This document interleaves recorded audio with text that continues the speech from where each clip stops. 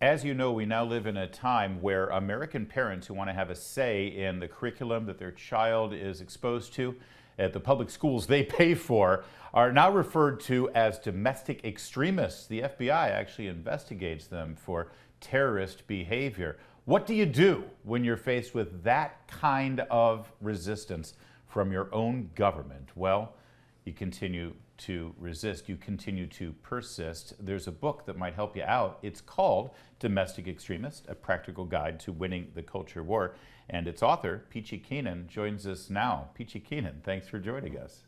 Hi, great to be here. What inspired you to write this book? Well, like you said, I really was inspired when over COVID, you finally saw a lot of like just normal, regular parents, moms and dads standing up to school boards. And, when all the vax mandates, the mask mandates, seeing that they were actually hiding pornography in elementary school libraries. Yeah. And the parents were called domestic terrorists, domestic extremists. And you see this with Catholics going to the Latin Mass. And over again, we're seeing parents and regular people being vilified just for being normal and not wanting to go along with what I consider to be pretty extreme points of view. In fact, your latest column at The Federalist, I think, is really illuminating here because it gives me, I'm almost intoxicated by just practical advice to help navigate your way through the times we're living in. And you actually give advice for parents to sort of make their way through what's now called Pride Month at elementary schools. Elementary schools. This is something that we never really cared about. So give us some of these tips. What can parents do? Well, a lot of parents I know actually who unfortunately are still sending children to public schools here in Los Angeles County, where Pride Month is enforced very strictly. A lot of them are just opting their kids out of the week. They will keep them home from school. They just won't take part. I have friends in New York City. New York City private schools have gone, all the way extreme, and they will opt out. For example, they won't allow their child to be forced to write their pronouns after their name. And we're talking about in 4th, 5th, 6th grade, children are being forced to think about what their pronouns are and what they would like to change them to tomorrow. So parents are just choosing to say no, and that makes them a little bit like blackballed by the school, but I feel like it's important to stand up. Well, and what about the children being blackballed? I remember when there was a push to reintroduce a daily moment of silence in school where if children wanted to pray, they could, but if they wanted to opt out of prayer, they could opt out as well. And the resistance to that was, well, then those children will be isolated and they'll be bullied because they didn't pray. Well, the bullying is coming from the other direction right now if you dare to opt out of something that's sexually explicit. And I mean, they really do not want you to opt out. I mean, if you work at a company where everyone has their pronouns in their bio and you're the only one who doesn't, that puts a target on your back. You're going to be fired the next time there's a round. My only advice to parents is, opting out temporarily is really just a Band-Aid. Yeah. And the real long-term solution is you're going to have to get the kids to like a school with other normal people like you, whatever that means, whether it means a parochial school or homeschooling or just finding a community where you're not going to be the enemy. You're not the enemy, and it's really important to remember that, and your kids are not the enemy. But isn't that kind of a surrender? I mean, let's face it, these are our schools. We have to pay for these schools regardless. You're in Los Angeles. You saw what occurred in Glendale earlier this week, where the Armenian community took to the streets. And it got pretty, you don't mess with Armenians, all right? You don't, not in LA. And they're saying, hell no. And they said they have every right to have their children in these schools. And, oh, by the way, they have a right to have a say about how their children are being taught. Yeah, I mean, ideally, surrendering and running away and I have a lot of friends who have moved to red states. I mean, at some point you do have to take a stand. I totally agree.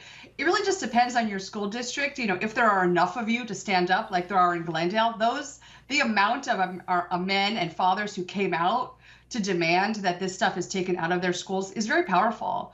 And they were called like MAGA white supremacists or something crazy, just because they don't want it in their school. So, I mean, it depends on your school district. In some cases, I feel like it's too late. And it's not really a surrender. It's like a sinking ship. You have to get off. Okay, but the subtitle of your book, Peachy Keenan, is a practical guide to winning the culture war. So That's right. yes, it is important to protect your kids, and ultimately that is your number one responsibility. And if that means parochial school or homeschooling, you do what you got to do. But we do have a country to save here. So how do we actually win the culture war? Everyone has been asking me that about my subtitle. How do we win? When are we going to win? And I keep saying, well, they've had a 100-year head start. The 100-year march through our institutions, the media, the universities, the whole government. We've kind of just started. We've just sort of woken up to all of this and how it's come to all of our front doors. So, this is not going to be won by next Tuesday. This is really a long-term battle. We all have to sort of commit to it. At least now the battle feels joined. But like I say in the book, this is not a battle we win with like our fists or sticks. This is a battle we win in the hearts and minds of our children, choosing who we marry, how we approach our life over the long term, and really committing to living a life, as I say, of being extremely domestic. Yeah, and I would also like to add, the culture war, pop culture is a big part of the culture war. Picking and choosing what your children are being entertained with, and that part of their education that goes well outside books. That actually, listen, I've got a bunch of friends who were, eco warriors because they saw Captain Planet back when they were kids, right? Right. Yeah. Yeah, it's very powerful the way that Hollywood has now infused children's entertainment, toddler entertainment with, everything from pride to race. I just saw a few days ago on Twitter, Peppa Pig came out in a full body flag outfit for Pride Month. This is a show for 1-year-olds. Yeah. And there's no reason to sit your child down and watch it. Blue's Clues had a pride parade showing double mastectomy scars on little animated creatures. We've gone so far. Every movie studio, every set now has a representative from GLAAD, the gay rights group, and they're looking at scripts. They're approving scripts. They're kind of in charge now, and so you have to be really careful. And my kids have they watch a lot of TV. They watch a lot of movies, but we are very careful about what they're looking at, especially on their phones. All right, I want to get personal a minute because I relate to you. I had a completely different career up until 2008, 2009 when I met a man named Andrew Breitbart. And I worked in theater. I worked in the entertainment business there in Los Angeles, in fact. Yeah. But I was a conservative. And for the first year working and writing with Andrew Breitbart, I had a pen name. I was oh, really? I was anonymous. An anon? I was anonymous, but it reached a point Nice. where I had to come out of the closet, as it were. Right. What brought you out? What made you decide, okay, I'm going to let the world know who Peachy Keenan is? Oh my gosh, I love being a Twitter anon. It's very cozy, it's very safe, especially since Elon took over. But I was informed that in order to sell a book, this is what you're supposed to do. So I was like, well, I can either wear a mask and a wig, or I can just come out and show people that being, a mom of a large family, a conservative, a Christian, an extremely domestic person, I'm not a monster. I'm a regular person. And, if I want people to buy the book and read the book and take any of my advice, I sort of owe it to them to support it and spread the word. Right.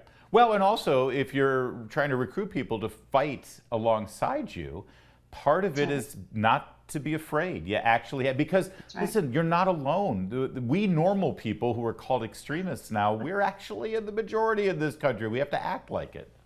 That's right. There's so much strength in our numbers. And I think maybe if people see me, maybe they'll feel empowered to stand up to their school board meeting or to their teacher. Yeah.